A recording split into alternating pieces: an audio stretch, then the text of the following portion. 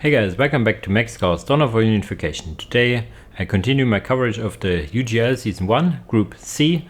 Last time we saw the match Futomaki against Odorless, where Futomaki won 2-0. Today we will cover the second game and round 1, which is Kubini versus GabPR. Here we see the draft of those guys. Kubini banned Sisters of Battle and Imperial Guard. GabPR banned Chaos Marines and Steel Legion. Picks for Kubini are Emperor's Children, Elder and Orcs. GabPR picked Thousand Suns, AdMech and Blood Angels. I know for a fact that GabPR is really good with Blood Angels, for example. But also with Sisters in Battle, and I think in Vanilla he was a Dark Elder main, I think. So Sisters of Battle and Dark Elder are his strong factions for Vanilla. In Unification he's also very good with Blood Angels and Chaos Demons, for example. But Chaos Demons are not available in the pool, so yeah. Okay, without further talky, we now go into the first match, the first game. And here we are, the first game, of course, on Titan's Fall, as it is the first map on Group C. Always on the southern side playing Blood Angels, we have GabPR. The northern side playing Elder, we have Kubini. A few words about Kubini. I didn't say anything in the beginning, but he is Chaos Marine main player, so that's why GabPR banned Chaos Marines, but I know that he's also good with Elder and Orcs. Yeah, so both picks that he has done. Let's hope that this game series isn't as cursed as the previous, where we had a lot of sync errors. The openers is 2 Guardians into Fleet of Foot into Aspect Portal with Rangers. Blood Angels lose their control with if they do not have morale, so that's why you go Rangers. But you have 1, 2, 3 assault squads, assault scouts coming around the map, and 1 stays back for building up stuff. But he also has a barracks, but doesn't use it. So not sure what's the play with the barracks, but yeah, immediately in the enemy base keeping stuff. And Elder is not very good in early game defenses, but yeah, now he has the morale break, but the morale break makes him actually more fearsome in melee. So not sure if this is the call. The Guardians will probably lose against these scouts, I would assume.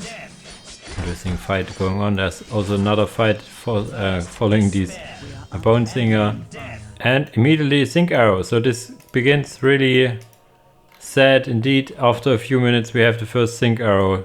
There's even an offensive turret. This game doesn't last long. If I look at it's about 6-7 minutes the first game, so I would still have wanted to see this going out. So really unfortunate with these Sync Arrows. I hope they will not continue, otherwise this will be a little sad indeed. I can tell you GabPR won this first game, so it's now 1-0 for him. You can see that this opener is really strong in making the enemy pay, especially if this turret goes up. Elder could go only around the map, not in their main base. He is, however, very low on eco himself. He has only 1 capping squad and 1 servitor at home. That's why he go for barracks, because he want to have the turret. So I will make a note of this very opener and play in my book for the continuation of this tournament, because this looks really strong indeed. Maybe I have to try it against the AI a bit to see how well I would do actually. Okay, sadly this is the first game done, so yeah, we will meet us in the second game where Kubini can choose the map.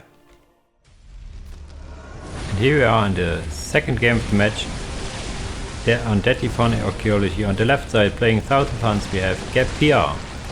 On the right side playing Orcs we have Kubini. So I know that Kubini can play some Orcs as well.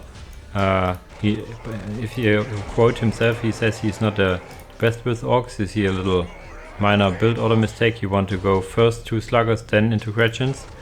And you also want to add a generator. And then on the opener for GabPR we have actually a 2-gen opener, which is really greedy. 2 gens into Sorcerer Lord. So is he playing Sorcerer Lord only? Tier 2 rush-ish? Because with this opener you will not be able to afford more than 1 Rubik squad out of the gate, and even this Rubik's squad will drain a lot of resources. Yeah, and this shows already a minor mistake on Kubini's side. You want to go shooters and then Big Mac because you want to have 3 squads. Or if you go Big Mac, you want to have 3 Slugger Boys. So this is a minor mistake on his side. Let's see what GabPR does with this warp gate. I'm really interested. Yeah, as you see, he has not resources for this warp gate. So this looks like an Eco Boom or Tier 2 rush to me.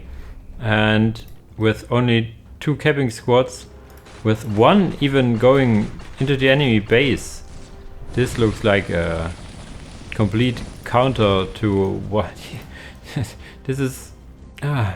This is sad. You want to have 3 units out. You probably also have the resources. Yeah, just go another slugger or shooter. Yeah, this is the wrong way around. The shooter built way more quickly. Yes, you can kill the Silver Spire, but you could also have the shooter boys already here and the Big Mac teleporting over, so the shooter boys would be able to decap the thing right away. Yeah, but yeah, Dark Library also immediately, so this is interesting. You do not need the Dark Library. Now he goes for Rubik Marines, floating a hell of a lot of power. I don't think this is an optimal way of opening, to be honest. The Sorcerer Lord is out, getting the Summoner specialization, and can force back these shooter boys, I guess. Now getting the first squad of Rubik Marines, but you see the power is piling up. Sure, there are a lot of power intensive upgrades, but not in tier 1. So this is, as I said, probably not the most optimal build order in terms of getting power. Even getting now a second squad, so you see he's almost at 300 power now.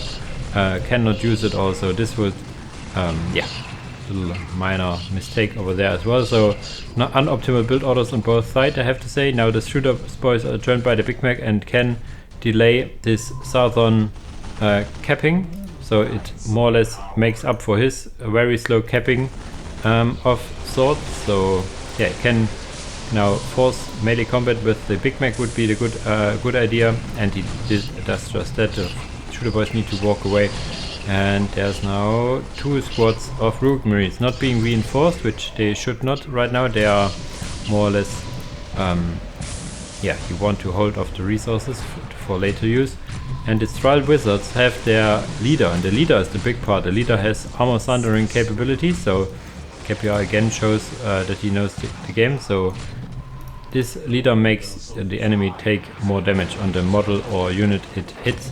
So he goes for 3 Thrall Wizards with always the leader.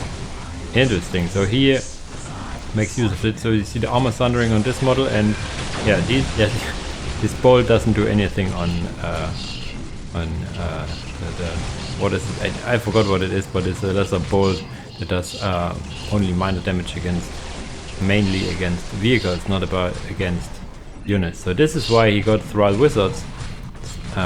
Why he did go for the Dark Library, but you see he's floating like crazy. He needs to get tier 2, needs to get some upgrades.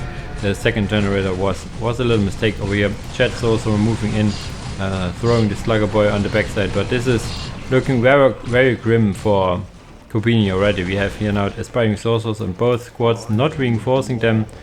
Starting tier 2 now. Again, a lot of power unused on his part. What is he going for? Also the Spiteful Tutelary, which is the turret kind of demon thingy. Why not? Why not? If you are on this offensive side, you can put it like next to a building, or put it over here next to these war banners and continue fighting. Decapping this stuff now, which is nice. If you have these Royal Wizards around, you can also decap. And now the turret demon is up. He could reinforce those guys now, if he so desires. If one squad gets reinforced, one does not. One Royal Wizard gets focused down by shooter boys with. Yeah, they get big shooters now. 2 squads. One squad has big shooters. The second one eating a lot of damage to the face. So we have 2 shooters, and that's it. There's no slugger remaining. Both slugger squads did die, and yeah, he caps the enemy side already. Has already a listening post on the southern side. Will get probably listening post over here as well as a foothold. He can lose some models here. This is not a big problem. He also upgraded a thingy, I guess. Oh no, this was just the building finishing. Tier 2 is now finished. So what does he go for in tier 2? Probably Chosen. No, replaces the Thrall Wizards. Could go for Chosen. if he so desires, losing another Thrall Wizard over here. So yes, you will lose some models, but that's okay. You probably want to get some Rubric Marine upgrades from the Warp Gate, if you ask me, to make them stronger a bit. Silver Spire finished, so he has a lot of resources, he just needs to use it. I think this is the acquisition is now used to get a Chosen squad, and the Chosen will be very, very strong here. Is he getting more? No, you cannot get more resources on your spell stars. Now the Conjured Entity coming in, looking mighty strong, but only has like 250 resources. Even having this shrine now up as well, he could upgrade one of these shrines within the, let's say, closest to the enemy to have more HP on it, and also doing some damage to the enemy. So this could be a thing. What did he use his power, his requisition for? I'm not sure. He's going for the Occult Forge. Occult Forge also will make short work, because Kubini is nowhere near tier 2. I mean, he only needs one more war banner, but there's no way he's gonna be there in time to meet an Hellblade or two. So this would be also an idea. Let's see where this is headed, but yeah, with the Occult Forge I would assume that there will be 1 or 2 Hellblades now coming in. Yes, Hellblade 1 starting, the vehicle cap increase will make this a slight delay to this, but not much. And yeah, still a lot of power. Could have probably upgraded this point, or even this point, if you ask me. Yeah, he's getting the Silver Spire add-on over here, and that's the only add-on he has. Getting now the Dimensional Warp spell research, which gives you warp time and warp space. Warp space is for the Rubric Marines, that they can sprint around a bit and then glow.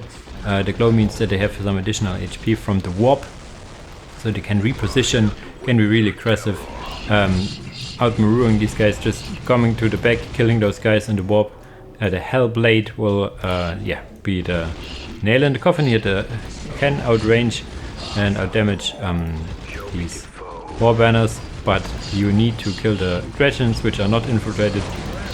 Infiltration on this Gretchen is probably not very much needed, because you have the Sorcerer Lord, which can detect, so there is nothing you really need. There's another third demon, you could say, and yeah, this looks really, really dire for Kubini already.